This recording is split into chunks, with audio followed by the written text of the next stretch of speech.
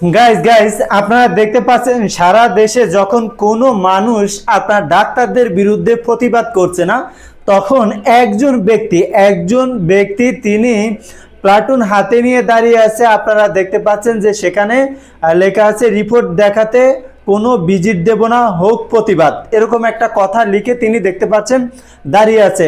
রবীন্দ্রনাথের সেই কথাটি আমার মনে পড়ে আজকে, যদি তোর ডাক শুনে কেউ না আসে তবে একলা চলো রে। লোকটা আসলে প্রমাণ করে দিয়েছে, যদি কেউ না আসে তাহলে একলা চলো। সে একা একা প্রতিবাদ করতে দাঁড়িয়ে গেছে। শুধু তাই না প্রিয় বন্ধুরা, আপনারা দেখতে পাচ্ছেন যে এক একটা হসপিটালে এক একটা ডাক্তারের এক এক রকম ভিজিট দিয়ে আপনার ডায়াগনস্টিকগুলোতে রুগীদেরকে দেখাতে হয়। আপনার তাও আবার যখন আপনি রুগী দেখাবেন তখন এক গাদা আপনার রিপোর্ট দিয়ে দেবে যে এই রিপোর্টগুলো করেন, 5,000 10,000 টাকা সেখানে রিপোর্টের বিল আসে।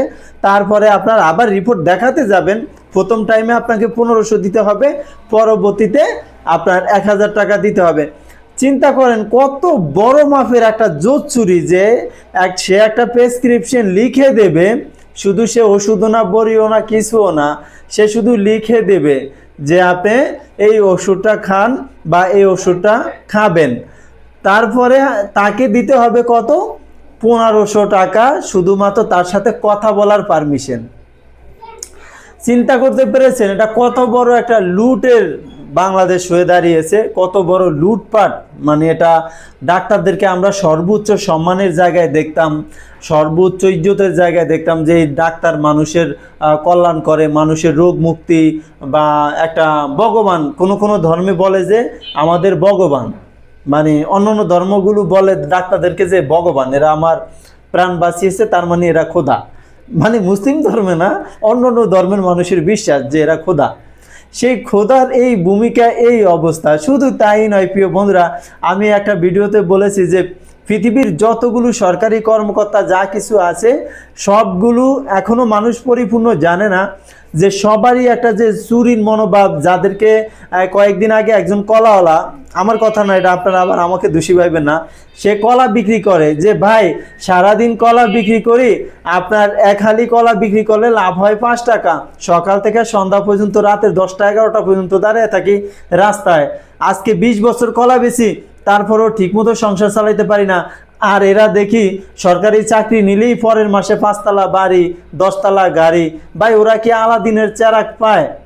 তখন ওই কলাওয়ালা বলতেছে যে তার মানে কি এরা সরকারের বিভিন্ন পদে বসে বসে এরা চুরি করে আমাদের পকেট কার্ডে, তার মানে এদেরকে আজ থেকে উচ্চ মহলে যারা আছে স্যার বলবো না বা সম্মান করে কথা বলবো না, কারণ এরা সব চোর।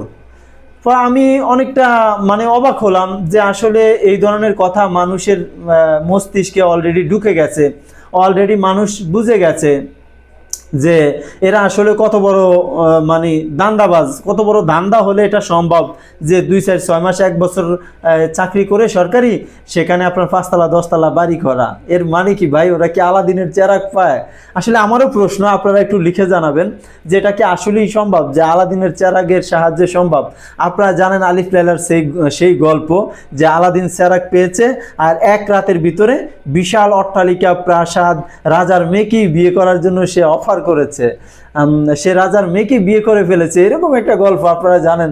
যারা আলিফ লায়লা দেখেছেন সেই আলিফ লায়লার যে আপনার আলাদিনের চেরাগ সম্পর্কে আমরা অনেকেই অবগত আছি। তাহলে এই সরকারি কর্মজীবী যারা আছে তারা কি আসলেই কি আলাদিনের চেরাগ পায়? আপনারা একটু কমেন্ট বক্সে লিখে জানাবেন। আমি জানি না বন্ধু, ওই কলাওয়ালার গল্পটা বলেছি আপনাদেরকে আসলে। তো তারা এখন থেকে বলতেছে যে আমরা আর ভবিষ্যতে এদেরকে সম্মান করে ইজ্জত করে কথা বলবো না, এদেরকে, কারণ এরা তো সবাই চোর, এখন থেকে এদেরকে সবাইকে বলবো চোর। এটা কি আসলে ঠিক বন্ধু? আপনারাই বলেন, একটু লিখে জানাবেন। মানুষের এই যে আত্মবিশ্বাস উঠে যাচ্ছে, মানুষের সম্মান মর্যাদা উঠে যাচ্ছে, এটা আসলে এর জন্য দায় কারা? একটা রাষ্ট্র আসলে কি? আমার মনে হচ্ছে একটা রাষ্ট্রই দায়। কারণ কয়েকদিন আগে আমি কয়েকজন কনস্টেবলের সাথে কথা বলেছি, তখন তারা বলছে যে দেখেন আমরা জমিদারের ঘরের সন্তানও না, কোটিপতির ঘরের সন্তানও না, আমরা হচ্ছি মধ্যবিত্ত ফ্যামিলির সন্তান, সেই মধ্যবিত্ত ফ্যামিলি থেকে আমরা উঠে আসি। যখন সরকারের আমরা অফার করি, যখন জবের জন্য যাই, তখন সরকার কি করে, সেখানে আমরা আপনার যারা ঊর্ধ্বতন কর্মকর্তা আছে তাদেরকে 5 লাখ 10 লক্ষ টাকা দিয়া তারপরে আমাকে চাকরি নিতে হয়। তো ভাই আমি যদি আমার বাপের জমি জমা বিক্রি করে 5 লক্ষ 10 লক্ষ টাকা দিয়া যদি আমি এসআই পদ পাই, কনস্টেবলের পদ পাই, তো আমি রাষ্ট্রে যখন কনস্টেবল হব তখন আমি কি করব ভাই? আমি কি বসে বসে চীনাবাদাম খাবো?